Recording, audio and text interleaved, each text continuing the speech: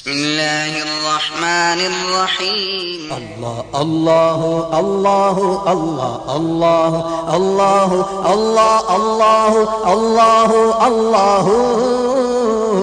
الله الله الله الله الله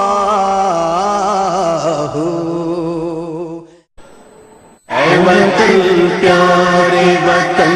پاک وطن پاک وطن اے میرے پیارے وطن اے وطن پیارے وطن پاک وطن پاک وطن اے میرے پیارے وطن اے وطن پاک وطن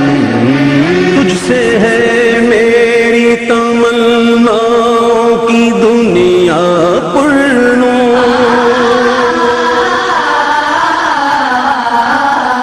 تجھ سے ہے میری تمناؤں کی دنیا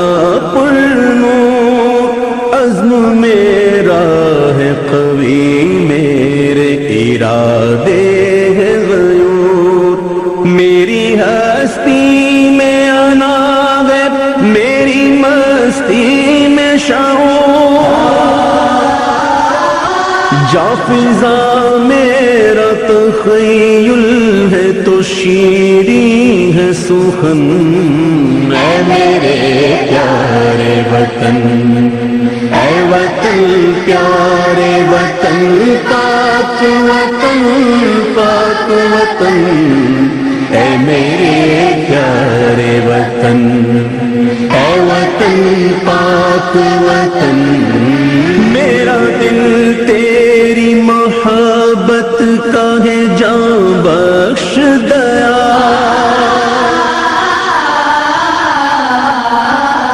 میرا دل تیری محبت کا ہے جاں بخش دیار میرا سینہ تیری حرمت کا ہے سنگین حصار میرے محبوب وطن تجھ پہ اگر جاؤ نثار میں سمجھوں گا ٹھکانے لگا سرمایہ تن اے میرے پیارے وطن اے وطن پیارے وطن پاک وطن پاک وطن اے میرے پیارے وطن اے وطن پاک وطن الحمد للہ رب العالمین حمد الشاکرین والعاقبۃ للمتقین وافضل الصلاۃ واکمل السلام علی سید الاولین وسید الآخرین اشرف الانبیاء وخاتم المرسلین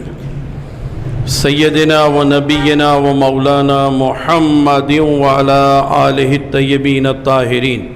واصحابہ المکرمین المعظمین وازواجہ الطاہرات امہات المؤمنین اجمعین اما بعد فاعوذ باللہ من الشیطان الرجیم بسم اللہ الرحمن الرحیم یا ایہا الذین آمنوا ادخلوا فی السلم کافہ ولا تتبعوا خطوات الشیطان انہ لکم عدو مبین صدق اللہ المولانا العظیم وبلغنا رسولہ النبی الکریم الامین ان اللہ وملائکتہ یصلون علی النبی یا ایہا الذین آمنوا صلوا علیہ وسلموا تسلیما صلی اللہ تعالی علی النبی الامی وآلہ وصحبہ صلی اللہ تعالی علیہ وسلم صلاۃ وسلام علیک یا سیدی یا رسول اللہ وعلی آلک واصحابک اجمعین حضرات مکرم سامعین محترم اللہ تبارک و تعالیٰ کے فضل و کرم سے وابستگان اہل سنت میں کچھ بیداری کی لہر پیدا ہوئی ہے، جس کے نتیجے میں اپنے اس وطن عزیز اسلامی جمہوریہ پاکستان سے محبت کا اظہار بھی ہو رہا ہے، لیکن کچھ شرپسند اور بدعقیدہ بھی اپنی ریشہ دوانیاں اور اپنی فریب کاریاں وہ بھی کر رہے ہیں، لیکن الحمدللہ اہل سنت و جماعت یعنی درود و سلام پڑھنے والے اور 11ویں شریف کرنے والے، منانے والے اور اس کا درس دینے والے، وہ اہل سنت و جماعت آج کی شب بھی اور کل کا دن یعنی 23 مارچ کئی جگہ متعدد تقریبات وطن کی محبت کے حوالے سے اور بحیثیت مسلمان اپنی ذمہ داریوں کے حوالے سے اہتمام کر رہے ہیں، اور اسی لیے اسی موقع پر کئی بزرگوں کے اعراس کا سلسلہ بھی ہے، کیونکہ جمادی الاول ہے تو اس میں مجاہد ملت فاتح سرحد حضرت علامہ عبدالحامد بدایونی رحمۃ اللہ علیہ وہ 14 جمادی الاول کو، پھر اس کے بعد 17 جمادی الاول کو شاہ غلام رسول قادری رحمۃ اللہ علیہ، شاہ علم الدین قادری رحمۃ اللہ علیہ، اور 17 جمادی الاول کو ہی حجت الاسلام حضرت علامہ مولانا حامد رضا خان رحمۃ اللہ تعالی علیہ، اسی جمادی الاول میں مصلح امت قاری مصلح الدین صدیقی رحمۃ اللہ تعالی علیہ، یہ سب بزرگوں کے اعراس منعقد ہوتے۔ تو آج اسی ضمن میں ایک بڑا اچھا شاندار اور عظیم الشان پروگرام مصلح الدین گارڈن میمن مسجد میں، اور تقریباً 2 سال کے بعد اس پروگرام کی اہمیت یہ ہے کہ 2 سال کے بعد ہمارے برادر طریقت اور ہمارے اہل سنت کے امیر حضرت علامہ سید شاہ تراب الحق قادری مدث اللہ العالی 2 سال بعد اپنے منبر پہ رونق افروز ہوں گے، اور یہ عرس حجت الاسلام علیہ الرحمہ بھی، اور کچھ وہاں اسی وطن عزیز پاکستان کی محبت کے حوالے سے ہمارے کیا تقاضے ہیں اس پر گفتگو ہوگی۔ کل بھی ایک پروگرام دن میں بھی ہے، وہ بھی مصلح الدین گارڈن میمن مسجد میں نماز ظہر کے بعد، اور زمزم مسجد ناظم آباد میں، اور عشاء کے فوراً بعد حنفیہ مسجد کوٹ روڈ وہاں پر بھی ایک پروگرام اسی حوالے سے۔ تو یہ میں نے اس لیے عرض کیا کہ ان دنوں کی ذرا اہمیت بھی سامنے ہم رکھیں کہ تاریخیں جو لوٹ لوٹ کر کے آتی ہیں تو حقیقت میں ہمیں احساس دلانے کے لیے آتی، یہ کیلنڈر کا ایک سائیکل بنا ہوا ہے۔ ابھی حضرت صاحب مدث اللہ العالی نے وہیں تشریف لے جانا ہے، اور ہم بھی پروگرام ایسے وقت میں ہمارا مکمل ہو جائے گا کہ تقریباً قصیدہ بردہ شریف کی وہاں آخری فصل چل رہی ہوگی، جب آپ اگر جانا چاہیں تو وہاں بھی شریک ہو سکتے ہیں، اور فخر السادات حضرت علامہ سید شاہ تراب الحق قادری مدث اللہ العالی کی زیارت کا شرف بھی حاصل کر سکتے ہیں۔ ہمارا آج کا جو عنوان ہے یہ بڑا پیارا اور خوبصورت عنوان ہے۔ ہم اور آپ جانتے ہیں کہ پاکستان کی تحریک مختلف مرحلوں سے گزرتے ہوئے ایک ایسے وقت میں کہ جب حصول پاکستان سے 7 برس قبل 1940 میں لاہور شہر میں، اور جہاں آج مینار پاکستان بنا ہوا ہے، یہ مقام منٹو پارک کہلاتا تھا، اور یہاں پر تمام مسلمانوں نے جمع ہو کر ایک قرارداد منظور کی تھی، جسے آل انڈیا مسلم لیگ نے پیش کیا تھا، اور آل انڈیا مسلم لیگ کو کئی دیگر تنظیموں کا تعاون حاصل تھا۔ اس میں سب سے بڑا تعاون الجمعیت العالیۃ السنیہ کا تھا، اور جس کو آل انڈیا سنی کانفرنس کہتے ہیں، انہوں نے تعاون کیا تھا، اور اس میں یہ مطالبہ کیا گیا تھا ایک پس منظر کو بیان کرتے ہوئے کہ مسلمان علیحدہ تہذیب، علیحدہ ثقافت، علیحدہ اپنا دین اور اپنے دین کے تحت اپنی عبادات سب بالکل مختلف رکھتے ہیں۔ یہاں ہندوؤں کے ساتھ رہتے ہوئے کوئی بھی ہماری شناخت ان کی تہذیب سے متاثر نہیں ہوئی ہے، لہذا ہم بالکل الگ ایک قوم ہیں، اور ہندو جو ہیں وہ علیحدہ اپنی شناخت رکھتے ہیں۔ مسلمان مسجد میں جاتا ہے، ہندو مندر میں جاتا ہے، مسلمان اس رب العالمین کو سجدہ کرتا ہے، اس اللہ رب العزت کی پوجا کرتا ہے کہ جو ذہن کے کسی حصے میں اور شعور کے کینوس پر بھی اس کی تصویر نہیں بن سکتی، جبکہ مندر میں جا کر ہندو اپنے ہاتھوں کے بنائے ہوئے بتوں کو اور اپنے دیوتاؤں کو پوجتا ہے کہ جنہیں اس نے خود اپنے ہاتھوں سے بنایا ہے۔ تو بڑا فرق ہے مسلمانوں میں اور ہندوؤں میں۔ اسی طرح تہوار میں فرق ہے، مسلمانوں کے تہوار الگ ہیں، ہندوؤں کے تہوار الگ ہیں۔ مسلمانوں کے نماز کے علاوہ دیگر ارکان وہ بھی ہندوؤں سے بالکل مختلف اور جدا ہے۔ ہندوؤں کے معاملات بالکل الگ اور مختلف ہیں، یہاں تک کہ لباس بھی مختلف ہے۔ یعنی مسلمانوں کا لباس بالکل علیحدہ، اگرچہ مسلمان بھی تہبند باندھتے ہیں، لیکن ہندو جس انداز میں دھوتی باندھتے ہیں وہ انداز بالکل الگ ہے۔ مسلمان کرتا پہنتے ہیں، ہندو بھی اگر پہنے مگر اس کا انداز بالکل مختلف ہے۔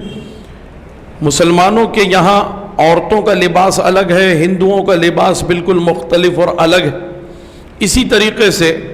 کھانے اور پینے کے معاملات بھی بالکل مختلف اور الگ ہیں۔ مسلمان جو ہے وہ باقاعدہ اللہ کے نام پر حلال جانور کو ذبح کر کے اس کا گوشت استعمال کرتا ہے، ہندو جو ہے وہ گوشت کو پسند ہی نہیں کرتا، وہ صرف سبزی پہ گزارا کرتا ہے۔ پھر مسلمان جو ہے وہ گائے کے بارے میں یہ نظریہ نہیں رکھتا کہ یہ ہماری ماں ہے، بھئی گائے سے دودھ ملتا ہے تو وہ کوئی دودھ دینے والی مادہ، وہ ماں تو نہیں ہو سکتی، ماں کا درجہ اس کو نہیں دیا جا سکتا، کیونکہ ماں جو دودھ پلاتی ہے وہ اور بات ہے، بکری اور گائے سے جو دودھ ملتا ہے وہ اور بات۔ ہندوؤں نے گائے کو اپنی ماتا کا درجہ دیا، تو بالکل سب چیزیں الگ ہو گئی نا۔ عبادت الگ، عبادت کرنے کا مقام مسجد مندر الگ، تہوار الگ، اللہ کو ماننا، پھر ان کا رام سیتا لچمن گیتا کو ماننا بالکل الگ، پہناوا الگ، ہر چیز، ہر طور طریقہ بالکل جدا اور الگ ہے۔ اس اعتبار سے ایک علیحدہ وطن کا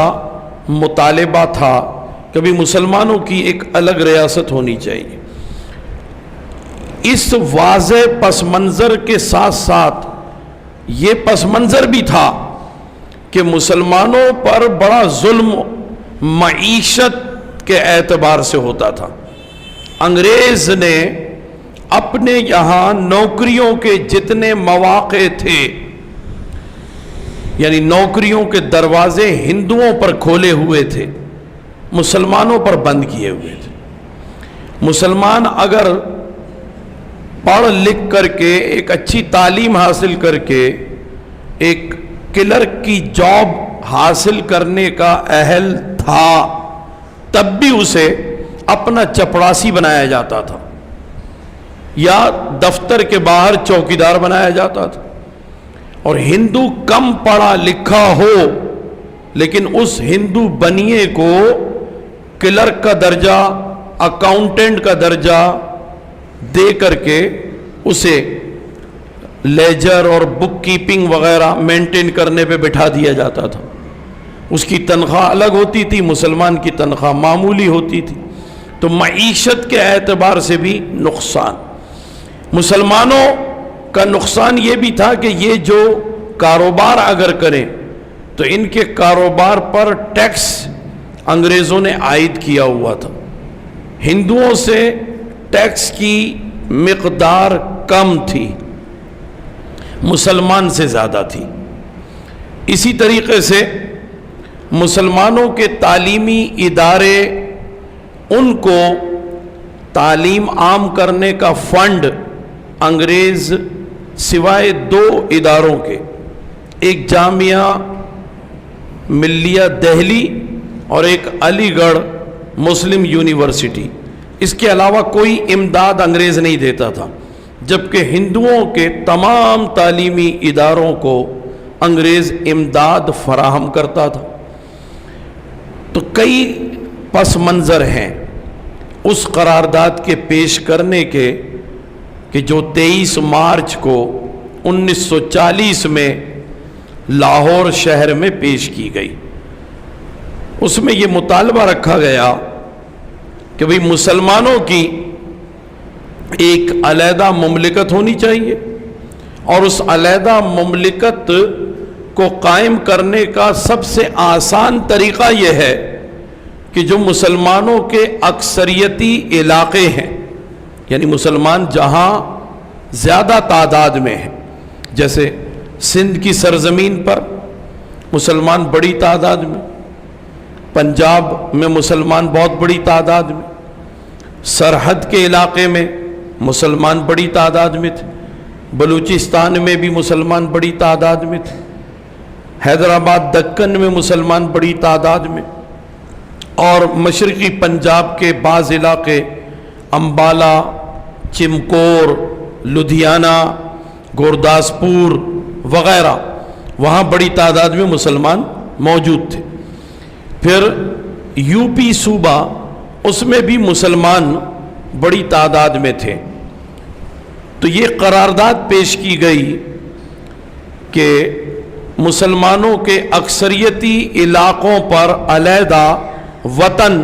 بنا دیا جائے. اور پھر اس کے بعد یہ رہا کہ یہ قرارداد جب پیش کی گئی تو جتنے لوگ موجود تھے انہوں نے اس کو منظور کیا.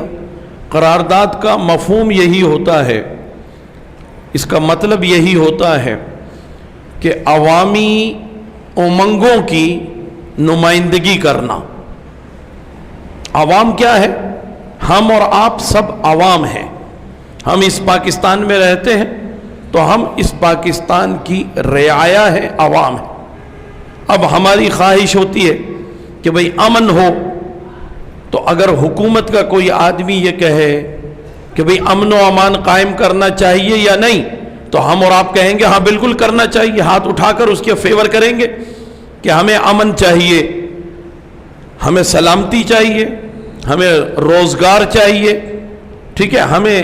سر چھپانے کے لیے ٹھکانہ چاہیے.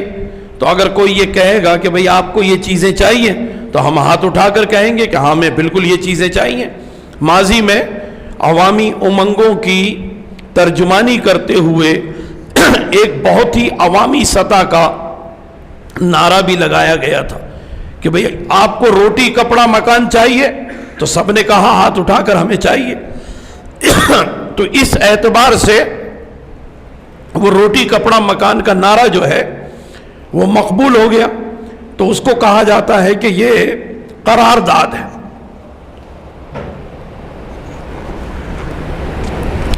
اسے قرارداد کے طور پہ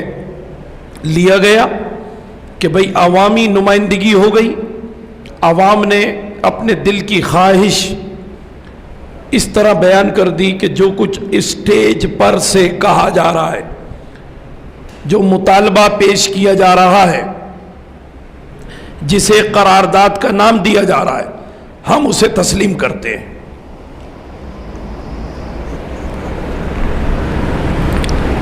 تو اب یہ بات سمجھ میں آ گئی کہ قرارداد کسے کہتے ہیں. دل میں موجود خواہشات یا ہماری تمنائیں،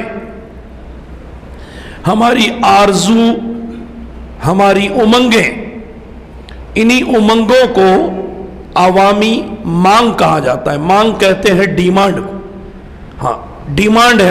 ہماری مانگ یہ ہے، کیونکہ آپ اکیلے یا میں اکیلا اس کی جرت نہیں کر سکتے کہ ہم ڈیمانڈ کریں۔ تو پھر کوئی نمائندہ ہوتا ہے یا کوئی نمائندہ تنظیم ہوتی ہے، وہ ڈیمانڈ پیش کرتی ہے اور وہ یہ بتاتی ہے حکمرانوں کو کہ دیکھو یہ جتنے بھی عوام بیٹھے ہوئے ہیں، ان کی ڈیمانڈ ہم نے پیش کر دی، ان کی امنگیں، ان کی مانگ ہم نے اپنے جملوں میں بیان کر دی۔ یہ جملے ایک قرارداد کا مضمون ہے اور دیکھو یہ سب کے سب ہاتھ اٹھا کر اس قرارداد کو منظور کر رہے ہیں۔ تو اس اعتبار سے 1940 میں لاہور میں بہت بڑا مجمع جمع ہوا، مختلف شہروں سے بھی لوگ چل کر کے آئے۔ ظاہر ہے اس زمانے میں ہر ایک کے پاس سواریاں نہیں تھیں اور نہ سواریاں اتنی بڑی تعداد میں ہوتی تھیں، تو اس زمانے کی کیفیتیں جن لوگوں نے وہ زمانہ دیکھا ہے ان میں بہت سے لوگ گزر گئے، اور جو گزر گئے ان میں سے بہت سوں سے بہرحال ملاقاتیں ہوئیں، ان کے انٹرویوز پڑھے گئے، سنے گئے، ان کی لکھی ہوئی کتابیں دیکھی گئیں، اس سے پتہ چلتا ہے کہ لوگ پیدل بھی مختلف علاقوں سے چل کر کے لاہور پہنچے، پیدل بھی گئے۔ اب آپ غور فرمائیے کہ کہاں میلسی اور کہاں لیا اور کہاں سما سٹا اور کہاں عارف والا اور کہاں ساہیوال اور کہاں لاہور۔ ساہیوال تو چلے پھر بھی قریب ہو گیا، لیکن میلسی اور لیا کے علاقے، یہ ملتان کے علاقے، لودھرا کے علاقے، یہ تو پسماندہ علاقے بھی تھے اور انتہائی دور تھے لاہور سے، جنہوں نے کبھی روزگار کے لیے بھی اپنے شہر سے باہر قدم نہیں رکھا، جنہوں نے زندگی میں کبھی لاہور نہیں دیکھا، وہ 1940 کو صرف مطالبہ پاکستان کی قرارداد پر ہاتھ اٹھانے کے لیے لاہور گئے۔ اب غور فرمائیے کتنی اہم بات ہے، یعنی کبھی زندگی میں لاہور نہیں دیکھا، لیکن یہ دور دراز کے لوگ، کوئی 200 میل دور ہے، کوئی 400 میل دور ہے، کوئی 500 میل دور ہے، لیکن وہ وہاں پہنچے اور وہاں پہنچ کر انہوں نے آل پاک انڈیا مسلم لیگ کے تحت ہونے والا جلسہ اور اس کے تحت پیش کی جانے والی قرارداد، اس قرارداد کے مضمون سے اتفاق کیا اور ہاتھ اٹھا کر اپنی رائے کا اظہار کیا۔ تو اسے قرارداد پاکستان کہا جاتا ہے۔ پہلے اسی کو قرارداد لاہور کہتے تھے، بعد میں اس کا یہ ٹائٹل تبدیل ہو گیا اور اسے قرارداد پاکستان کہا گیا۔ تو اس میں جو الفاظ ملتے ہیں ہمیں تو یہ ہے کہ مسلم اکثریتی علاقوں پر مبنی ایک علیحدہ وطن کا مطالبہ، جو یہ عوامی مانگ ہے، مسلمانوں کی مانگ ہے، اس مانگ کو پورا کیا جائے۔ کیا آپ اس مانگ کے سلسلے میں اس کی تائید کرتے ہیں؟ سب نے ہاتھ اٹھا کر کہہ دیا ہم اس کی تائید کرتے ہیں، اور وہ میں نے پس منظر عرض کر دیا کہ مسلمان ایک علیحدہ دین، تہذیب، ثقافت، رسم و رواج، تہوار سب الگ رکھتے ہیں، ہندو الگ رکھتے ہیں، اس لیے اس موقع پر ایک 2 نیشن تھیوری اس کو بھی منظور کرایا گیا کہ بھئی آپ مانتے ہیں، تو سب نے وہ 2 قومی نظریے کی تائید کی۔ یہ 2 قومی نظریہ سب سے پہلے ہندوستان کی سرزمین پر امام ربانی شیخ مجدد الفسانی رحمۃ اللہ تعالی علیہ انہوں نے پیش کیا تھا، اور پھر اسی دو قومی نظریے کو زندہ کیا اعلی حضرت امام احمد رضا فاضل و مجدد محدث و محقق بریلوی نور اللہ مرقدہ نے، اور 1897 کی پٹنہ میں منعقد ہونے والی سنی کانفرنس میں یہ مطالبہ رکھا گیا، کیونکہ 1897 میں ہی آل انڈیا کانگریس کی بنیاد رکھی گئی، اور کانگریس کے منشور میں یہ بات شامل کی گئی کہ ہندوستان میں ایک ہندوستانی قوم رہتی ہے، اس میں کوئی نہ مسلمان کی وضاحت نہ ہندو دھرم رکھنے والوں کی وضاحت تھی۔ تو جب یہ بات معلوم ہوئی اور اس بات کا ذکر ہوا اور چرچا ہوا تو چند بڑے بڑے بزرگوں نے اس کے لیے بڑی تشویش کا اظہار کیا۔ حضرت شاہ وسیع احمد محدث سورتی رحمۃ اللہ تعالی علیہ اور صاحبزادہ زیب سجادہ حضرت احمد ثبات منیری رحمۃ اللہ تعالی علیہ اور اعلی حضرت امام احمد رضا رحمۃ اللہ تعالی علیہ اور حضرت مولانا فضل الرحمن گنج مراد آبادی رحمۃ اللہ تعالی علیہ، ان لوگوں نے تشویش کا اظہار کیا کہ یہ کیا معاملہ ہے کہ آل انڈیا کانگریس کہتی ہے کہ ہندوستان میں صرف ہندوستانی قوم رہتی ہے، اور وہ یہ کہتے ہیں کہ ان کو یکجا ہو کر اپنے اس ملک انڈیا کے لیے کام کرنا چاہیے۔ تو اس کا جواب دینے کے لیے اسی زمانے میں یہ ایک پروگرام بنایا گیا، اور اس پروگرام کے تحت کئی سنی علماء اور مشائخ نے علاقائی سطح پر اپنے اپنے علاقوں میں تنظیمات قائم کی۔ یو پی بریلی شریف میں اور مراد آباد اور بدایوں میں جماعت رضائے مصطفیٰ قائم ہوئی، اور اسی طریقے سے شہر لاہور میں انجمن حزب الاحناف قائم ہوئی اور انجمن نعمانیہ قائم کی گئی۔ کراچی میں سولجر بازار میں جمعیت حزب الاحناف بنائی گئی، قادری مسجد میں سائیں عبد الغنی رحمۃ اللہ تعالی علیہ نے اس کا اہتمام کیا تھا۔ پھر اسی طریقے سے اور علاقوں میں بھی کام ہوا۔ تو بہار شریف میں حضرت مخدوم یحییٰ منیری رحمۃ اللہ تعالی علیہ کی اولاد میں سجادہ نشین تھے حضرت احمد ثبات منیری رحمۃ اللہ تعالی علیہ، تو انہوں نے ایک کانفرنس کا اہتمام کیا، اسی کو سنی کانفرنس کا نام دیا گیا،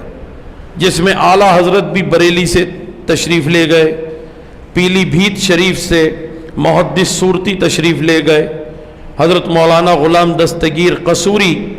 وہ لاہور سے تشریف لے گئے، حضرت مولانا غلام محمد ترنم لاہور سے تشریف لے گئے، اسی طریقے سے سرگودا اور بھیرا سے اس زمانے میں حضرت خواجہ شمس الدین سیالوی رحمۃ اللہ تعالی علیہ وہ وہاں تشریف لے گئے، تونسہ شریف کے بزرگ وہ تشریف لے گئے، اور چشتیہ شریف حضرت خواجہ نور محمد مہاروی رحمۃ اللہ تعالی علیہ ان کے آستانے کے جو سجادہ نشین وہ تشریف لے گئے۔ تو مختلف علاقوں سے وہاں لوگ جمع ہوئے، اور بڑے بڑے اکابر علماء اور مشائخ نے وہاں جمع ہو کر اپنے علیحدہ دین کا، اپنی علیحدہ فکر کا، اپنے علیحدہ نظریے کا اظہار کیا، اور یہ باور کیا کہ ایک قوم نہیں رہتی، ہندوستان میں واضح طور پر دو قومیں رہتی ہیں۔ ایک وہ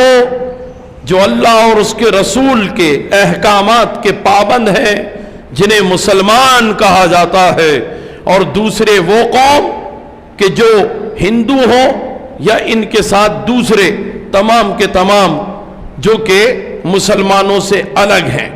اور یہ کہا گیا کہ ہمیں کیونکہ اللہ تعالیٰ کے پیارے حبیب علیہ السلام نے یہ فرما دیا قرآن مجید کے حکم کے مطابق کہ تمام مومن مسلمان جو ہے یہ آپس میں بھائی بھائی ہیں، یعنی یہ ایک ہے، انما المومنون اخوہ، یہ سب کے سب آپس میں بھائی بھائی۔ اور حضور علیہ السلام نے بھی فرمایا کہ مسلمان جو ہے یہ ملت واحد ہیں،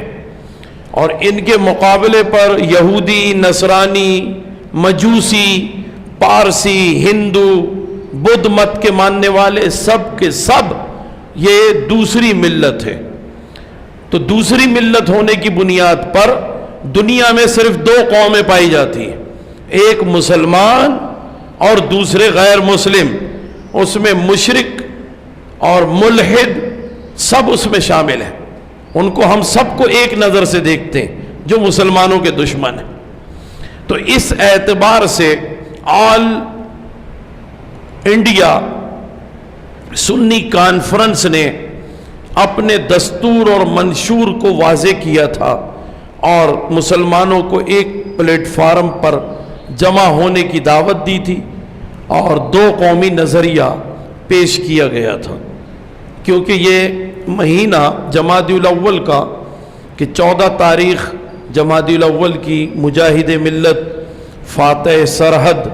حضرت علامہ عبدالحامد بدایونی رحمۃ اللہ تعالیٰ علیہ کے عرس کا مہینہ ہے، اور یوم وصال ان کا 14 جمادی الاول 1390 ہجری ہے۔ اور میں وہاں حاضر تھا 14 جمادی الاول کو۔ حضرت نے جامعہ تعلیمات اسلامیہ قصبہ موڑ سے لے کر بنارس چوک تک تقریباً 22 ایکڑ زمین پر قائم کیا تھا، جو کہ اب 1 ایکڑ بھی اس میں سے نہیں بچا، سارا کا سارا وہاں پر قبضہ ہو گیا، اور زیادہ تر بدعقیدہ لوگوں نے اس پہ قبضہ کیا۔ تو ان کا مزار شریف بھی جو بہت بڑے احاطے پر تھا وہ بالکل تھوڑا سا رہ گیا ہے۔ تو میں نے ان کا ذکر اس لیے بھی کیا کہ یہ جو پٹنہ کی پہلی سنی کانفرنس ہے، اس میں ان کے والد گرامی حضرت علامہ و مولانا عبد القیوم بدایونی رحمۃ اللہ تعالی علیہ شریک تھے۔ وہ نوجوان عالم تھے اور خدمت بھی کرتے تھے۔ ان کی خدمت کا طریقہ یہ تھا کہ ہر اسٹیشن پر جب ٹرین رکتی تو وہ اترتے، پانی وغیرہ لے کر کے آ جاتے اور کچھ کھانے پینے کا سامان لے کر کے آتے اور علماء کی خدمت کرتے۔ اعلیٰ حضرت محدث صورتی اور دیگر بہت سارے بزرگ۔ اسی اسنا میں ایک مرتبہ اسٹیشن پہ اترے اور گاڑی چل پڑی، تو وہ دوڑتے ہوئے گاڑی پہ چڑھے تو نیچے گر گئے، تو اسی ٹرین کے پہیوں کی زد میں آ گئے۔ علماء نے دیکھا تو فوراً زنجیر کھینچ کر ایمرجنسی بریک لگوائے اور ٹرین کو رکوا دیا۔ ان کو جب نکالا گیا پٹری پر سے تو کافی زخمی ہو چکے تھے، لیکن انہیں وہیں سے واپس بھیج رہے تھے، لیکن انہوں نے کہا میں واپس نہیں جاؤں گا، اس کانفرنس میں شریک ہوں گا۔ دیکھیں یہ بڑی تاریخ کی بات ہوتی ہے۔ آج اگر کوئی زخمی ہو جائے کھلاڑی اور وہ زخمی ہونے کے باوجود میدان میں فیلڈنگ کر رہا ہو تو لوگ اس کی تعریف کرتے ہیں، چوکوں پر بیٹھ کر لوگ کہتے ہیں کہ وہ کھلاڑی زخمی ہو گیا تھا لیکن اس کے باوجود بھائی لنگڑا رہا تھا مگر کیچ پکڑ لیا اس نے، لوگ اس کو خراج تحسین پیش کرتے ہیں، لوگ اس کے لیے انعامات مقرر کرتے تھے۔ اور یہاں آپ دیکھیے کہ ایک عالم دین زخمی ہو گئے لیکن پھر بھی کہہ رہے ہیں کہ جس مقصد کے لیے ہم صوبہ بہار کے شہر پٹنہ جا رہے ہیں، ہم وہاں ضرور جائیں گے، اور جو کچھ بھی اس وقت ٹرین کے ساتھ کوئی طبی امداد یا زخموں کو کوئی مرہم یا دوا لگانے والا ہوگا تو وہ کچھ کر لیا گیا، کہیں پٹی باندھ دی گئی کہ زیادہ خون نہ نکلے، وہ چلے گئے وہاں، فوراً ان کو اسپتال وغیرہ میں داخل کرایا گیا، وہاں اجلاس شروع ہو گیا، دوسرے سیشن میں وہ آ بھی گئے اسٹیج پر، پھر ان کو مجبور کیا گیا، دوبارہ اسپتال بھیجا گیا، پھر اسپتال گئے اور پھر وہاں انتقال کر گئے، پھر ان کی نماز جنازہ وہیں آل انڈیا سنی کانفرنس سب سے پہلی، اسی کانفرنس میں ان کی نماز جنازہ ادا ہوئی، اور حضرت مخدوم شرف الدین یاحییٰ منیری رحمۃ اللہ تعالیٰ علیہ کے سجادہ نشین حضرت مخدوم احمد ثبات منیری رحمۃ اللہ تعالیٰ علیہ نے وہ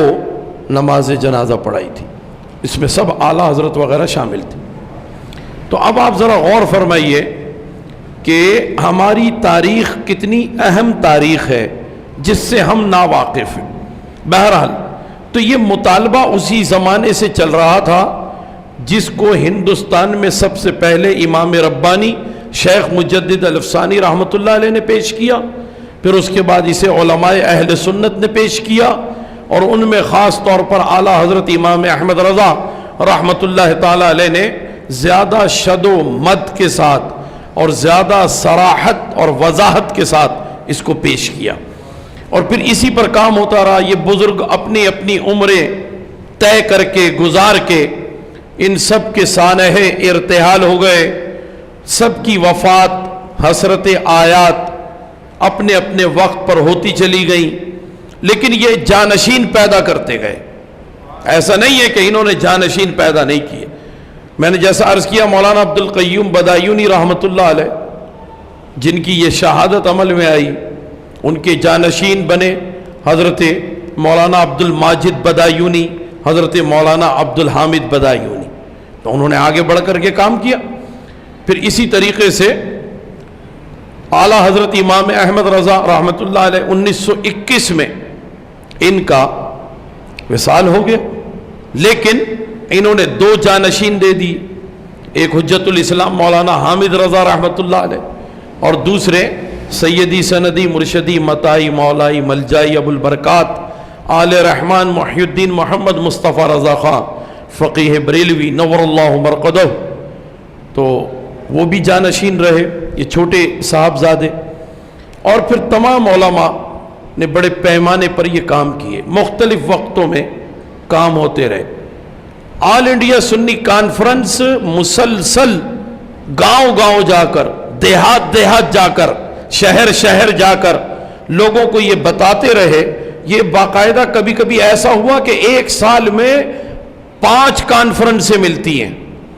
کہ اس شہر میں بھی اس شہر میں بھی مسلسل سالانہ پروگرام نہیں ہو رہے، کبھی کبھی ماہانہ پروگرام بھی ہو رہے، اور لوگوں کو بتا رہے کہ لوگوں اس بات کے لیے تیار رہو کہ جب تم سے یہ پوچھا جائے کہ تم اس ہندوستان میں رہنا چاہتے ہو جہاں ظلم و ستم ہے معاشی طور پر، یا اپنے مسلمانوں کے علیحدہ مملکت کا مطالبہ کرتے ہوئے علیحدہ وطن میں رہنا چاہتے ہو کہ جہاں معاشی طور پر تحفظ حاصل ہو، جہاں غربت نہ ہو، جہاں افلاس نہ ہو، یہ باقاعدہ ان کو باور کرایا جا رہا تھا۔ جہاں یہ بتاتے تھے کہ وہاں دین کی آزادی ہوگی، تو وہاں یہ بھی بتاتے تھے کہ وہاں غربت و افلاس نہیں ہوگا۔ دین کی آزادی کس حد تک اس کا نعرہ تھا وہ بھی میں عرض کر دوں بہت دو ٹوک انداز میں۔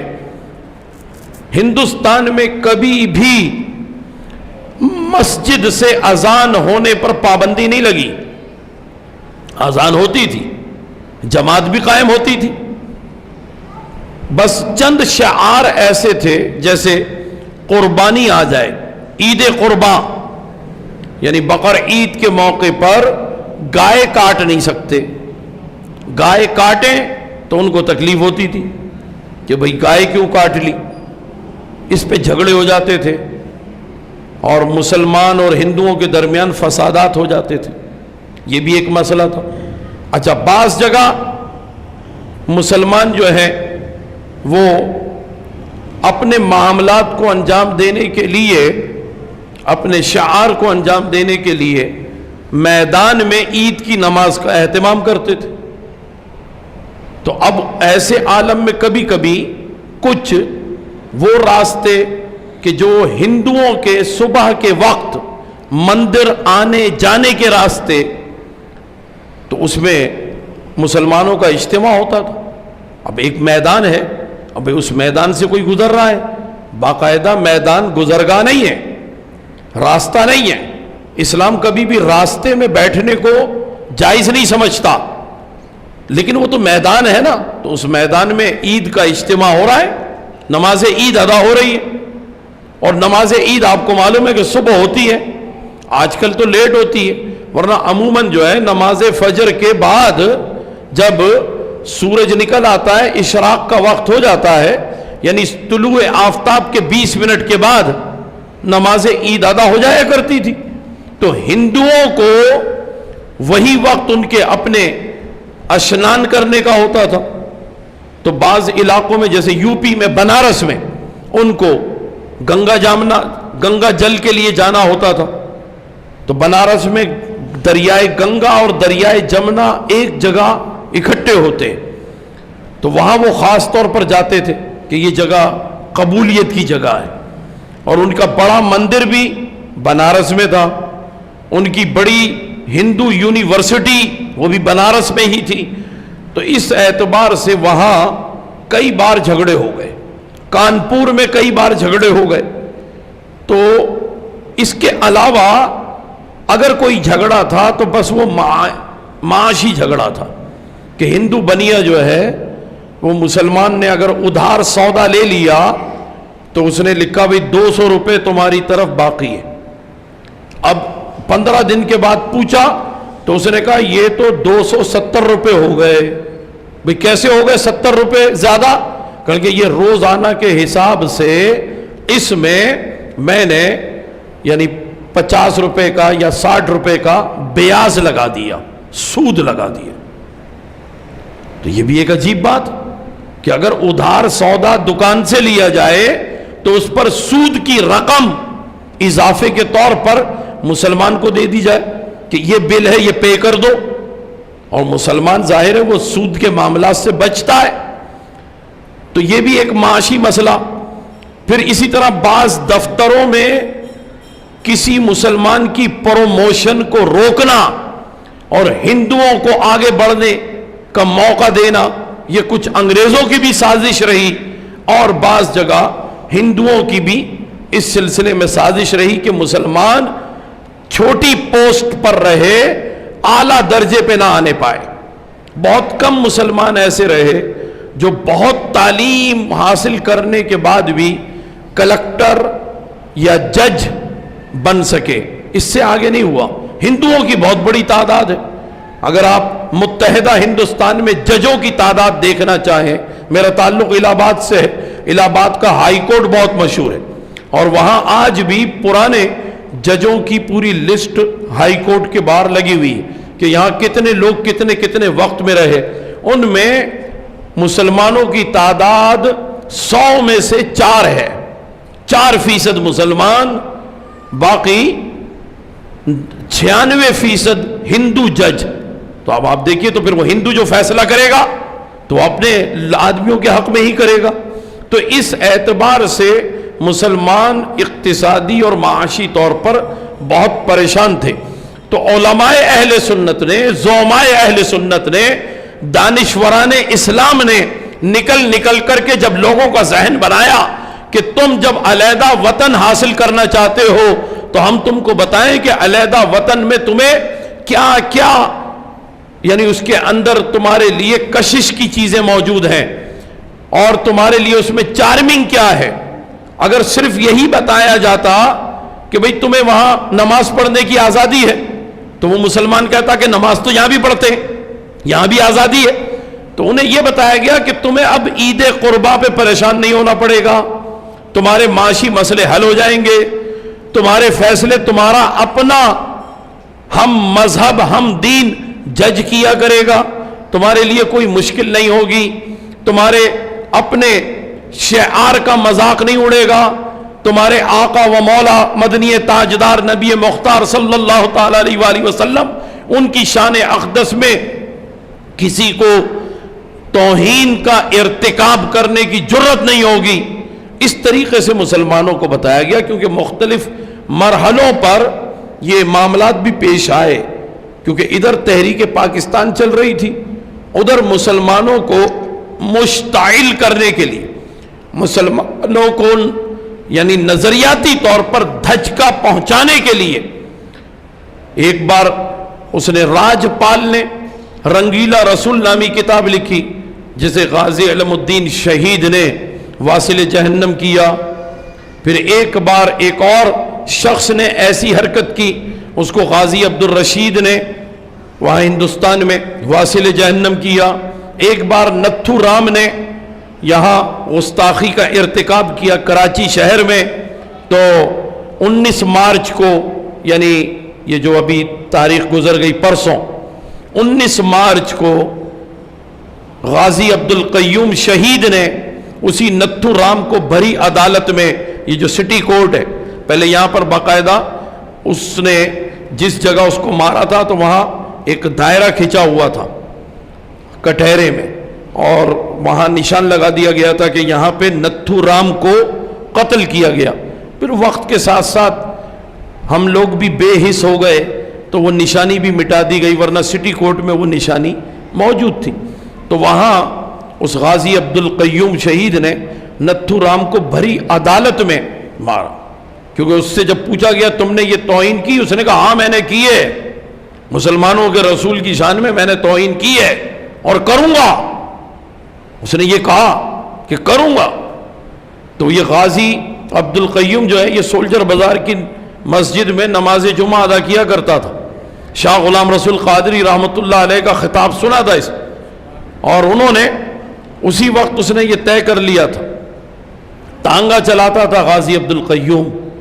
اور پٹھان تھا۔ اس نے دوسرے دن، جمعے کا دن تو گزر گیا، دوسرے دن ہفتے کو پیشی تھی،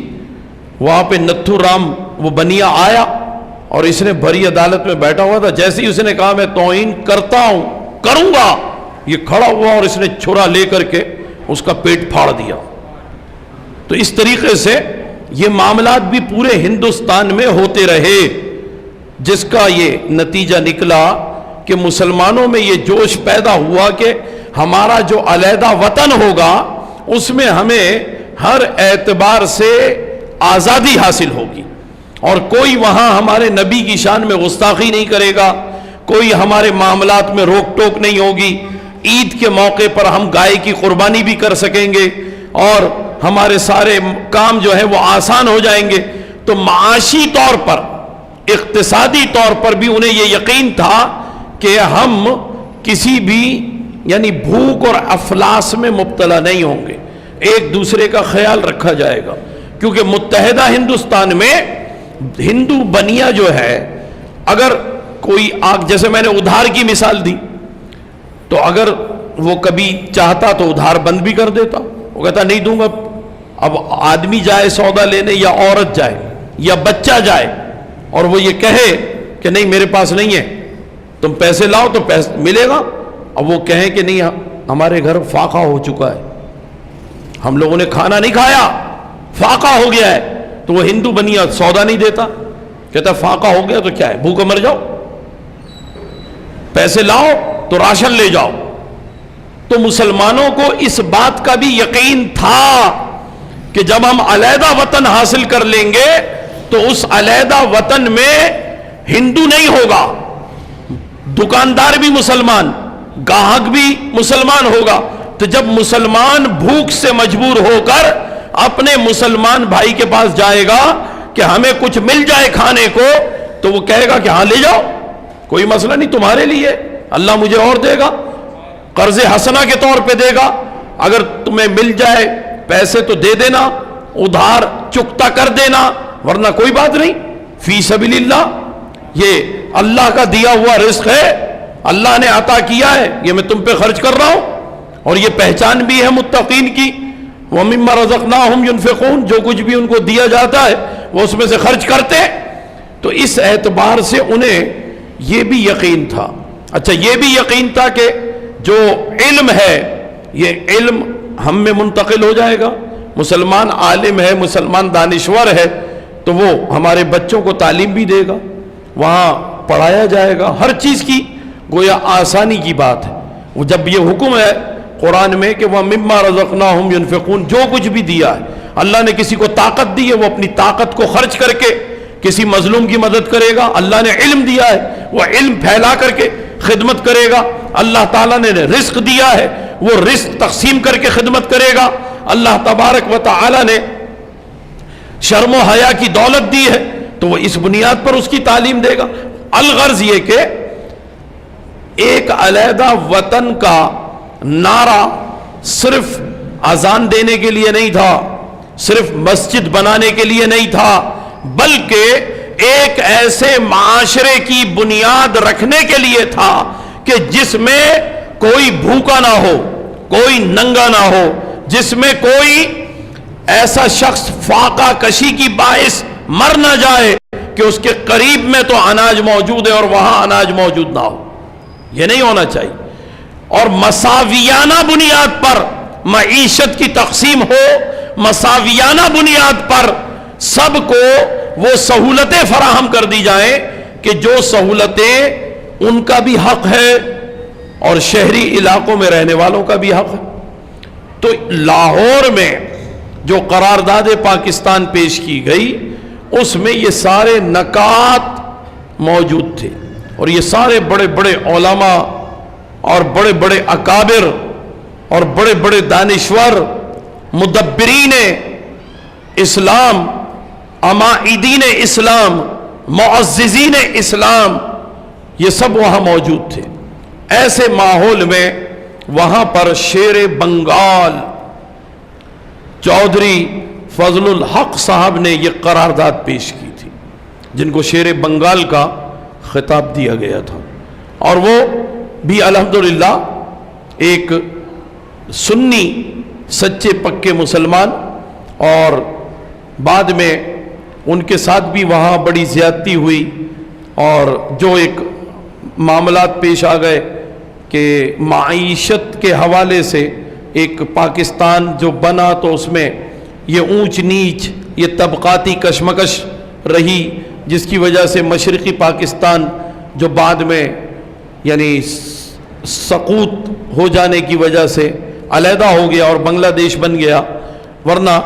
معاشی طور پہ اگر مساویانہ بنیاد پر سارے معاملات قائم رہتے تو اسلامی معاشرہ ایسا ہی ہوتا جس کے نتیجے میں علیحدہ مشرق پاکستان جو ہے الگ نہیں ہوتا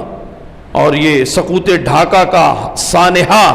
پیش نہیں آتا، لیکن بہرحال یہ مجبوری رہی۔ تو میں یہ عرض کر رہا ہوں کہ آپ ذرا غور فرمائیے، آج کے زمانے میں تو بہت سی چیزیں بڑی آسان ہو گئی، کوئی مشکل نہیں۔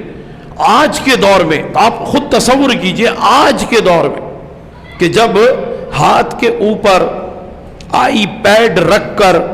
بندہ یہ کہے کہ دیکھو ساری دنیا تو میرے اس آئی پیڈ پر، میری ہتھیلی پر ہے، تو آج کے دور میں بھوک سے صحرائے تھر میں لوگ مر جائیں، بچے مر جائیں، بیمار ہو جائیں،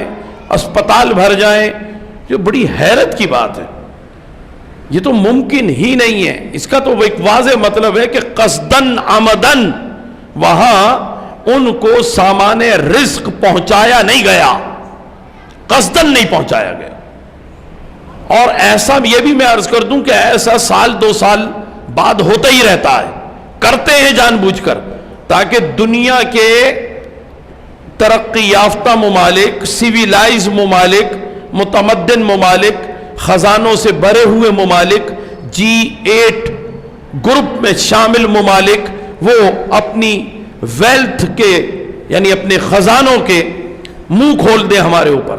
امداد آنا شروع ہو جائے کہ یہ لیجئے یہ لیجئے، تاکہ حکمرانوں کی جیبیں بھر سکیں۔ اس اعتبار سے وہ بار بار یہ ڈرامہ کرتے ہیں۔ میرا تعلق صحافت سے ہے جو لوگ مجھے قدیم زمانے سے جانتے ہیں، میں نے الحمدللہ ماسٹر کیا صحافت میں اور اسلامک اسٹڈیز میں. تو میں جنگ اخبار میں پہلے ہمارے ایک محترم خالد اطہر ایڈوکیٹ ہوا کرتے تھے اور صابر علی جامعی صاحب ہوا کرتے تھے، ظہور الحسن بھوپالی شہید کے زمانے میں. بھوپالی شہید بھی جنگ اخبار میں کام کرتے تھے، کالم نگار تھے. تو اس زمانے کی بات میں عرض کر رہا ہوں کہ ایک وفد گیا تھر کے علاقے میں، تو میں بھی اس میں شامل تھا. تو وہاں وہ گاڑی میں ہم لوگ جا رہے تھے، ریت بہت ہوتی ہے، شیشے وغیرہ بند تھے، ونڈوز کھڑکیاں. تو وہ کھڑکی کھول کر کے ایک نے تصویر بنانے کی کوشش کی تو مٹی آنے لگی اندر، سب اس کی طرف متوجہ ہو گئے، کھڑکی بند کرو، کھڑکی بند کرو، مٹی اڑ رہی ہے. تو اس نے کہا ارے دیکھ نہیں رہی، یہ دیکھو کتنا حسین منظر ہے، یہ عورتیں سر پر مٹکا رکھ کر اور کمر میں مٹکا دبا کر یہ پانی بھرنے کے لیے جا رہی ہیں. تو کتنی دور سے پانی لینے جاتی ہیں، قطار بنی ہوئی ہے، ایک عورت، دوسری عورت، تیسری عورت، 40-50 عورتیں مل کے جا رہی ہیں. اس نے کیا ثقافت ہے. اس نے تصویر بناتے ہوئے کہا کہ یہ سندھ کی کیا ثقافت ہے. تو میں آپ سے عرض کروں، میں اس وقت چھوٹا تھا، ظاہر ہے بہت پرانی بات آپ سے کر رہا ہوں، یعنی 75-76 کی بات کر رہا ہوں، 1975-1976 کی. تو میں نے کہا یہ ثقافت نہیں ہے، یہ مسئلہ ہے. تو سب کے سب چونک گئے تھوڑی دیر کے لیے، کہنے لگے کیا مطلب. میں نے کہا یہ مسئلہ ہے، ان کو گھر میں پانی مل جائے تو انہیں کوئی شوق لگا ہوا ہے کہ یہ مٹکے سر پہ رکھ کر باہر نکلیں. پھر یہ عورتیں باہر تھوڑی نکلیں گی، یہ تو گھر میں رہیں گی. پانی گھر میں آ گیا، اسٹینڈ پوسٹ گھر میں لگ گیا، واٹر سپلائی گھر میں آ گئی. اب ہمارے گھروں میں پانی ہے الحمدللہ. تو کیا اہل کراچی عام طور پر کیا کوئی کنستر، کوئی کین، کوئی برتن لے کر کیا پانی کی تلاش میں پھرتے ہیں؟ کبھی کبھی کہیں کسی علاقے میں پانی نہ ہو تو ایک الگ بات ہے کہ ایسا ہو جائے، ورنہ جہاں پانی نہیں بھی ہے تو وہاں واٹر ٹینکر تو خود آ جاتا ہے، بلدیہ کی طرف سے بھی انتظام ہو جاتا ہے. تو اب یہ چیز ہے، یعنی بعض لوگوں نے قصدن یہ اہتمام کیا ہوا ہے کہ ان کی یہی حالت رہے. اب میں عرض کروں آپ سے، جیسے صحرائے تھر کی حالت، ایسے ہی یہ دبئی، شارجہ، یہ عجمان، راس الخیمہ، ابو دھابی وغیرہ یہ سب ایسے ہی تھے. کویت ایسے ہی تھا، اور جناب سعودی عرب ایسے ہی تھا. آج سعودی عرب کے کئی شہروں میں ہریالی موجود ہے، اور معلوم ہے کیسے موجود ہے؟ انہوں نے ہندوستان سے، پاکستان سے مٹی بھی منگوائی اور کھاد بھی منگوائی، اور اپنے علاقے میں بڑے بڑے علاقے، میدانی علاقے ہموار کیے، یہاں کی مٹی ڈالی، یہاں کی کھاد ڈالی، بیج لگائی، تخم ریزی کے بعد پودے نکلے. آج وہاں پر تناور درخت بنے ہوئے. پرانی تصویریں عرفات کی اٹھا کر دیکھ لیں، ایک دشت و جبل کا عالم ہے. آج کی تصویر عرفات کی اٹھا کر کے دیکھ لیں، جو حج کر کے آئے ہیں، کئی لوگ بیٹھے ہیں، حاجی شوکت صاحب بیٹھے ہیں، حاجی آفتاب صاحب بیٹھے ہیں، پوچھیں وہاں پہ نیم کے درخت لگے ہوئے ہیں. یعنی اب صورتحال یہ ہو گئی، حضرت مفتی صاحب جانتے ہیں، فرحان اتاری صاحب، کہ اب یہ صورتحال ہو گئی کہ ہمیں وقوف کرنے کے لیے درخت کے سائے سے بچنا پڑتا ہے، کیونکہ وقوف وہی معتبر ہوگا جو اوپن ٹو اسکائی ہوگا. اب اتنے درخت ہو گئے، اتنے سائے بڑھ گئے، پہلے سایہ نہیں تھا، اب سائے اتنے ہو گئے کہ ہمیں ڈھونڈنا پڑتا ہے کہ کہاں ہمارے سر کے اوپر آسمان ہو، کوئی درخت کی شاخ نہ ہو، کیونکہ وہاں وقوف نہیں کرنا ہے، وقوف کھلے آسمان کے نیچے کرنا. تو جب اس حد تک کامیابی وہاں ہو سکتی ہے تو کیا ہمارے حکمرانوں نے یہاں سے مٹی اور کھاد پہنچا کر صحرائے عرب کو ہریالہ بنا دیا تو اپنے ہی ملک میں صحرائے تھر کو یا چولستان کے علاقے کو یہ ہریالہ نہیں بنا سکتے؟ بنا سکتے ہیں نا. تو یہ تو قصدن اور عمدن ہو رہا ہے. یہ قرارداد پاکستان کی خلاف ورزی ہو رہی ہے، کیونکہ قرارداد پاکستان میں ایک خوشحال پاکستان کا مطالبہ تھا، معیشت کے اعتبار سے ایسا پاکستان کہ جس میں کوئی بھوکا نہ ہو، کوئی ننگا نہ ہو، سب کو گویا ایک خاص معیار کے مطابق اپنی زندگی گزارنے کا موقع ملے، اس میں کوئی پریشان نہ ہو، کوئی اس میں آجر اور اجیر کے درمیان ایسا معاملہ نہ ہو کہ وہ معلوم ہوا کہ جناب دبا ہوا ہے، بس محنت پہ محنت کر رہا ہے مزدور، اور اس سے مزدوری لینے والا جو ہے وہ اپنی تجوریوں کو بھرے جا رہا ہے۔ یہ سب تو بالکل قرارداد پاکستان کے منافی ہے، ایسا تو سوچا ہی نہیں تھا، یہ تصور نہیں دیا تھا علماء اور مشائخ نے، جو اپنے شاگردوں کو، اپنے مریدوں کو اپنے علاقوں میں، گاؤں میں، دیہات میں جا جا کر جس پاکستان کا تصور دیا تھا، وہ پاکستان ہر اعتبار سے خوشحال پاکستان تھا، دینی اعتبار سے خوشحال اور معیشت کے اعتبار سے خوشحال، آسودہ حال، جس میں امن سلامتی کی ضمانت دی گئی تھی، ایسا پاکستان۔ اب نہ یہاں امن ہے، اب یہاں نہ سلامتی ہے، یہاں فرقہ وارانہ فسادات ہیں، اور یہاں پر بھوک اور افلاس بھی۔ قرارداد پاکستان میں اس کی کوئی گنجائش نہیں رکھی گئی تھی۔ آج کا یہ عنوان واقعی بڑا اہم عنوان ہے، ایک فکر دے رہے ہیں آپ کو، اور میں تو بہت ممنون ہوں حضرت مولانا فرحان اتاری صاحب مدد اللہ العالی کا، کہ یہ ماشاءاللہ اچھی فکر کے ساتھ ایسے عنوانات کا انتخاب کرتے ہیں کہ جس کے تحت ہمیں کچھ سوچنے کا، سمجھنے کا موقع ملتا، ایک لمحہ فکریہ ہوتا ہے کہ کبھی اس طرح بھی تو سوچئے کہ یہ ہو کیا رہا ہے ہمارے ہی اپنے ملک میں، ہمارے ہی پڑوس میں۔ کیا ہم پر وہ نیند اچھی ہے کہ کچھ لوگ بھوک کی وجہ سے سو بھی نہ سکیں؟ کیا ہمارے یہ انواع و اقسام کی وہ نعمتیں اچھی ہیں جو ہمیں اللہ تعالیٰ نے عطا کی ہیں، لیکن ہمارے پڑوس میں لوگ بھوکے ہیں، بچے بھی بھوکے اور پیاسے ہیں؟ ہم منرل واٹر سے لطف اندوز ہوں اور ان کو عام اور سادہ پانی بھی دستیاب نہ ہو تو کتنے افسوس کی بات ہے۔ تو اس پہ ہمیں بہرحال غور کرنا چاہیے، یہ بڑا اہم معاملہ۔ تو اللہ تبارک و تعالیٰ نے یہ وطن ایک عطیہ ہے، یہ اللہ تعالیٰ کا عطیہ ہے جس کو ہم اسلامی جمہوریہ پاکستان کہتے ہیں، اور اس وطن کے لیے جو قربانی پیش کی گئی، اس قربانی کے نتیجے میں جب یہ حاصل کیا گیا ہے تو اس میں یہ فرق، یہ تفاوت،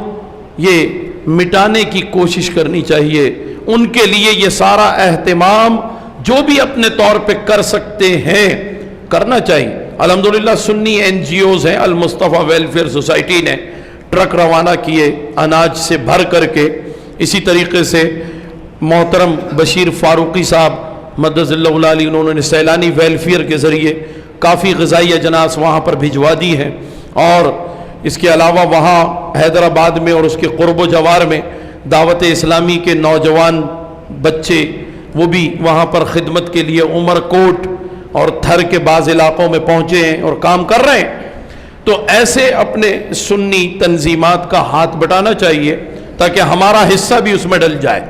اور ہم اپنے طور پر یہ کوشش کر سکیں۔ تو جیسا میں نے عرض کیا، اس میں دیکھیے کچھ تجاویز بھی ہیں تعمیری اعتبار سے، یعنی اگر کوشش کی جائے تو تھر کے علاقے کے کچھ نہ کچھ حصوں کو زرعی طور پر ایسا بنایا جا سکتا ہے، اس کو ایگریکلچر لینڈ میں تبدیل کیا جا سکتا ہے، وہاں پر خود گندم بوئی جا سکتی ہے،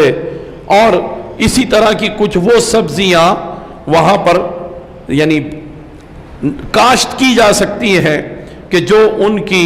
بھوک اور افلاس کو دور کر سکے۔ یہ ٹھیک ہے کہ صحرائی علاقوں میں چاول کی کاشت ہونا بڑا مشکل کام ہے، کیونکہ چاول کی کاشت کے لیے پانی بڑی مقدار میں چاول کے دھان کے کھیتوں میں کھڑا رہنا چاہیے، اتنا پانی وہاں دستیاب ہونا بڑا مشکل ہے کیونکہ وہ بارانی زمینیں ہیں۔ لیکن پہلے اس زمین کی حالت کو، اس کی ساخت کو بدلا جائے، جیسے عرب کے صحرا کو ہریالہ بنا دیا گیا، تو اپنے وطن کے صحرائے تھر کو اور صحرائے چولستان کو، جو بھاولپور سے لے کر اور احمد پور شرقیہ سے لے کر صادق آباد تک کا علاقہ، یہ بھی ایک صحرائی صورت میں ہے، تو اس کو بھی اگر ہم کوشش کریں تو یہ بھی بہتر حالت میں آ سکتا ہے۔ اللہ تبارک و تعالی کوشش کرنے والوں کی مدد فرماتا ہے، اس میں حقیقت ہے۔ یہ خود اللہ نے اپنے کلام مقدس میں فرما دیا کہ اللہ تعالیٰ اس قوم کی حالت نہیں بدلتا کہ جو اپنی حالت خود نہ بدلے اور کوشش بھی نہ کرے۔ تو کوشش کرنا یہ انسان کا کام ہے، اور اللہ تعالیٰ انسان کی مدد بھی فرماتا ہے، اور وہ انسان جو کہ مسلمان ہے تو وہ تو اس بات کا ڈبل حقدار ہے کہ اللہ اس کی مدد فرمائے، کیونکہ انسان ہونے کے ناطے بھی اللہ تعالیٰ مدد فرمائے گا اور مسلمان ہونے کے ناطے بھی مدد فرمائے گا۔ ہمیں کوشش کرنی چاہیے۔ تو اگر ہم کوشش کریں گے تو ہم ایسے ہی قرارداد پیش کی جانے والے اور پاکستان کے لیے جو جد و جہد کرنے والے علماء و مشائخ جنہوں نے ہمیں یہ یقین دلایا تھا کہ پاکستان میں امن ہوگا، سلامتی ہوگی، بھوک نہیں ہوگی، آبرو مندانہ زندگی ہوگی، سب کی عزتیں ہوں گی، کسی کی عزت پامال نہیں کی جائے گی، ہمیں یقیناً اسی پاکستان کی آرزو آج بھی ہے، اور اسی پاکستان کی تمنا آج بھی ہے، اور اسی پاکستان کے لیے ہماری مانگ آج بھی ہے۔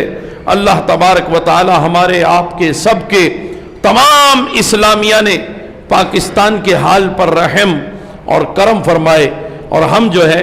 اس حوالے سے اپنے ہم وطنوں کی خدمت کریں۔ یہ بھی یاد رکھیے گا کہ تھر کے علاقے میں تناسب جو ہے وہ یہ ہے کہ وہاں ہندو بھی ہیں، لیکن کیونکہ وہ ہندو مضر نہیں ہے، ہم کو زر نہیں پہنچا رہے، وہ ہندو ہمارے وطن کے لیے یا ہمارے لیے کسی بھی اعتبار سے آزار کا باعث نہیں بن رہے، تو بحیثیت رعایا، بحیثیت وطن کے رہنے میں مساویانہ حق حاصل کرنے کی بنیاد پر ان کی بھی مدد ہونی چاہیے۔ یہ ضروری نہیں ہے کہ کسی یعنی ہندو ہے تو ہم اس کو اناج نہ دیں، دوسرے کو دے دیں، یہ ٹھیک نہیں ہوگا۔ ہمارے یہاں تو افسوس کی بات یہ ہے کہ ہمارے وزیر اعلیٰ صاحب وہاں گئے تو جب وہاں پہنچے تو وہ ایک شامیانہ وغیرہ لگایا گیا، اور دوپہر کو ان کے لیے پہلے لنچ کا انتظام کیا گیا، تو لنچ میں جو ہے وہاں تکے اور بٹیروں کے تکے، چکن تکے الگ تھے، بٹیروں کے تکے الگ تھے، اور وہاں ملائی بوٹی اور پالک کی سبزی پنیر والی یہ سب بنائی گئی تھی۔ یہ میں نے پوری اس کی فلم دیکھی، مجھے ڈاکٹر عامر لیاقت نے پوری فلم دکھائی کہ حضرت صاحب دیکھیے یہ کیا ہو رہا ہے، اور یہ گئے کس کے لیے تھے کہ تھر کے بھوکے ننگے باشندوں کو گندم بانٹنی ہے، یہ گندم بانٹنے گئے تھے۔ اللہ اکبر، ذرا غور فرمائیے، حضرت سیدنا عمر فاروق اعظم رضی اللہ تعالیٰ عنہ کے زمانے میں جب مدینۃ المنورہ کے اطراف سے یہ اطلاع آئی کہ قحط پڑ گیا ہے تو آپ نے ایک ہفتے تک کچھ نہیں کھایا، اور یہ فرمایا کہ میری قوم، میری رعایا بھوکی رہے اور ان کا امیر وہ کھاتا رہے، یہ مناسب نہیں ہے۔ اور اپنے معمول کے مطابق جب ایک مرتبہ گشت پر تھے کہ دیکھو ہر گھر میں اناج پہنچ گیا یا نہیں پہنچا، تو راستے میں ایک بچی ملی، اس بچی کو دیکھا کہ اس کے گال اندر پچکے ہوئے تھے، اس کی حالت بڑی غیر ہو گئی تھی، تو اپنے خادم سے پوچھا، بیت المال کے نگراں سے بھی پوچھا کہ کیا اس بچی کا تعلق قحط زدہ گھرانے سے ہے اور اس کو اناج نہیں ملا، یہ کمزور معلوم ہوتی ہے۔ تو لوگوں نے کہا کہ حضور آپ عوام کی دیکھ بھال میں اپنے اہل خانہ کو فراموش کر گئے ہیں، یہ آپ کی پوتی ہے جو اب پہچانی نہیں جا رہی۔ تو حضرت امیر المومنین سیدنا فاروق اعظم رضی اللہ تعالیٰ عنہ نے کہا ٹھیک ہے، اور یہ کہہ کر کے آگے بڑھ گئے، پوتی کو دیکھا اور بس آگے بڑھ گئے، کہ کہ عوام کو پہلے اناج پہنچا دیا جائے۔ تو جس امیر کی پوتی بھوک کی وجہ سے کمزور ہو گئی اور امیر المومنین مسلمانوں کا خلیفہ 33 लाख मुरब्बा मील के इलाके पर अकेला हुकूमत करने वाला वो अमीरुल मोमिनीन जो है, उसने अपनी पोती पर उन रियाया को तरजीह दी, उन अवाम को तरजीह दी, उन अपने मुसलमान भाई बहनों को तरजीह दी कि जिनकी भूख को पहले खत्म करना है। तो हमारी तारीख तो ऐसी है, हमें ऐसे हुक्मरानों की जरूरत है। अल्लाह तबारक व तआला हमें ऐसे हुक्मरान अता फरमाए। हमारे हुक्मरानों का हाल बिल्कुल अजीब, हाल हर एतबार से हम जो है वो, जैसे मैंने अर्ज किया कि कसदन सहराए थर के बाशिंदों को भूखा रखा जाता है ताकि तरक्की याफ्ता मुमालिक इमदाद भेजे तो वह इमदाद अपनी जेबों में भरी जाए। और हम हर एतबार से अब किराए पर भी काम करने लगे हैं। उन्वान से तो इसका ताल्लुक नहीं है, लेकिन मैं तवज्जो दिलाना चाहता हूं इस तरफ कि बाकायदा मुमलिकत सऊदी अरब ने 26 अरब डॉलर में से अभी 1.5 अरब डॉलर जो टोकन मनी आई है, ये 26 अरब डॉलर इस बात के दे रहे हैं कि हमारी अफवाज और शुमाली वजीरिस्तान के जंगजू और ज्यादा तजर्बेकार, ज्यादा लोगों को मारने वाले, ज्यादा मुसलमानों के खून से जिनके हाथ रंगे हुए हैं, उन तालिबान को जिनका बहुत तजर्बा है मारने का, तो उन सब को शाम भेज दिया जाए।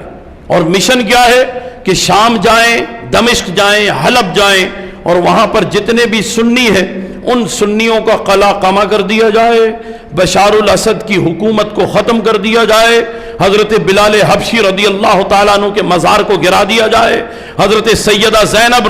रदी अल्लाह तआला अन्हा के मज़ार को गिरा दिया जाए, हज़रत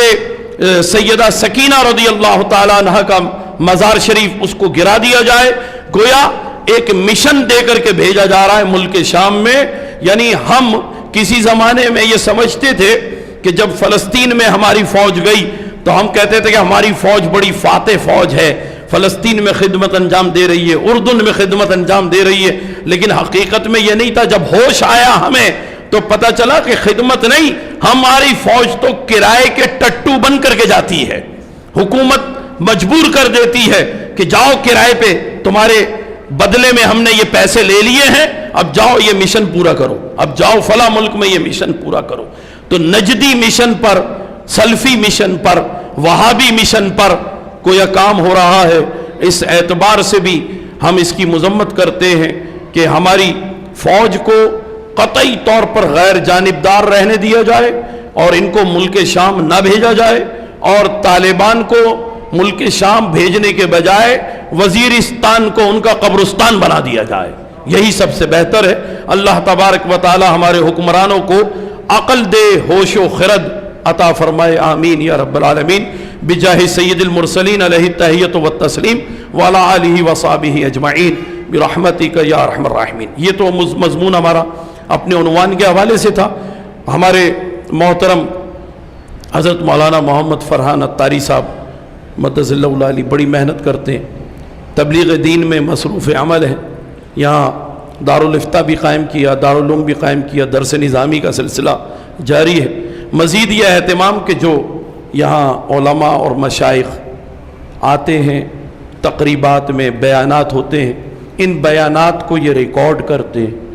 इस रिकॉर्ड को फिर ये लोगों को फ़राहम करने के लिए, कि लोगों की डिमांड्स भी हैं, लोग मांगते हैं कि भाई वो तकरीर हमें चाहिए, तो इन्होंने DVD वगैरह बनाई हुई है। वो DVD के जो उस पर ख़र्चा आया, जो कास्ट आई है, उसकी मुनासबत से उसके पैसे रखे हैं, बहुत मामूली पैसे। तो वो DVD इनके पास है, इनसे आप वो ले सकते हैं। अगर आप लेंगे तो ये सिलसिला मतलब चलता रहेगा। और वैसे अगर आपको यानी उस पर मेमोरी कार्ड पर या USB पर अगर चाहिए हो तो वो एक अलग बात है, उस पर तो कोई बात ही नहीं, वो USB आपकी होगी, ये उसको फिल कर देंगे, उसको डाउनलोड करके दे देंगे। लेकिन जो बाकायदा CD बनाई गई है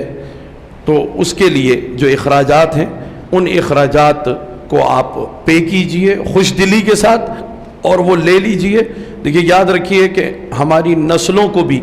ये बात मालूम होनी चाहिए। जैसे आज हम बयान करते हैं कि हमारे बुजुर्गों ने फला ज़माने में पहली सुन्नी कॉन्फ्रेंस की थी,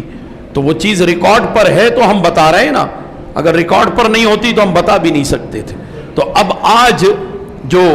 یعنی ہمارے لوگ کوششیں کر رہے ہیں، یہ بیانات ہو رہے ہیں، تو ہماری نسلوں کو ان کے بارے میں معلوم ہونا چاہیے۔ میں نے سنی کانفرنس کا حوالہ دیا تو ایک بات ضرور بتاؤں آپ کو، آرام باغ آپ نے دیکھا ہے، آپ سے زیادہ دور نہیں ہے، اسی آرام باغ میں 1952 میں جو سنی کانفرنس ہوئی تھی، اس سنی کانفرنس میں مجاہد ملت حضرت علامہ عبدالحامد بدایونی رحمۃ اللہ تعالی علیہ اور حضرت علامہ مولانا ظہور الحسن درس رحمۃ اللہ علیہ، انہوں نے، اور حضرت مولانا شاہ غلام رسول قادری رحمۃ اللہ تعالی علیہ، ان لوگوں نے اس وقت ایک مطالبہ کیا تھا، اور وہ مطالبہ یہ کیا تھا کہ انگریزوں نے حضرت صبغت اللہ شہید رحمۃ اللہ علیہ کو شہید کرنے کے بعد ان کے بچوں کو یہ لندن لے گئے تھے،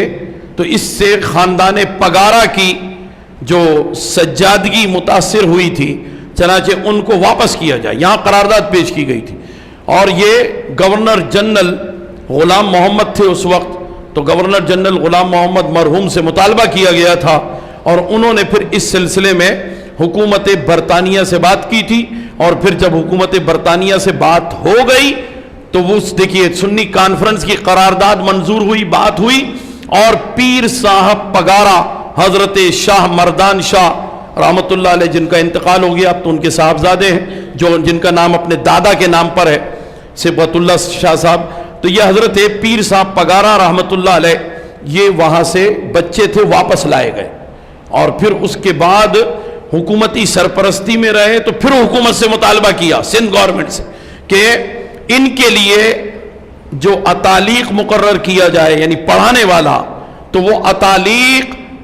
روحانی سلسلے کا ہونا چاہیے، کوئی دوسرا نہیں ہوگا۔ چنانچہ پھر اتالیق کے لیے بریلی رابطہ کیا گیا، اور بریلی شریف سے مفتی تقدس علی خان صاحب رحمت اللہ تعالی علیہ کو بلایا گیا، اور انہوں نے پیر صاحب پگارا کی تربیت فرمائی تھی۔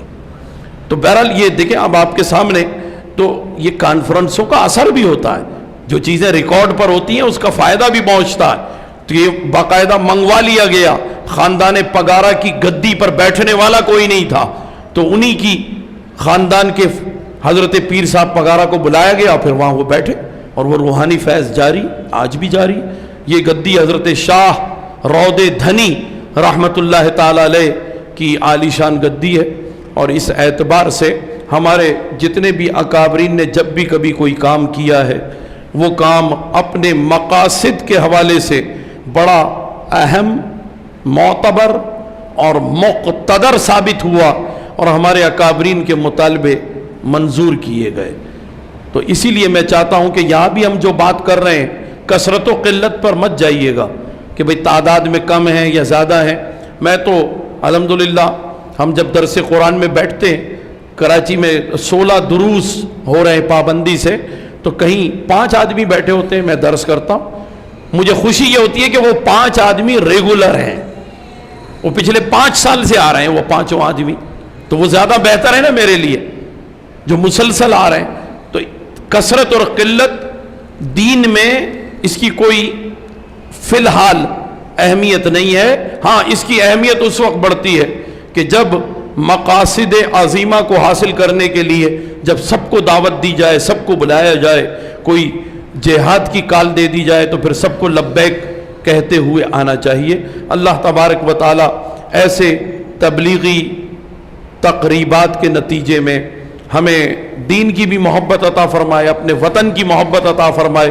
اور اس کے تقاضے ہم پورے کرنے کے قابل ہو سکیں۔ آمین یا رب العالمین بجاہ سید المرسلین علیہ التحیۃ والتسلیم وعلی آلہ وصحبہ اجمعین وما علینا الا البلاغ۔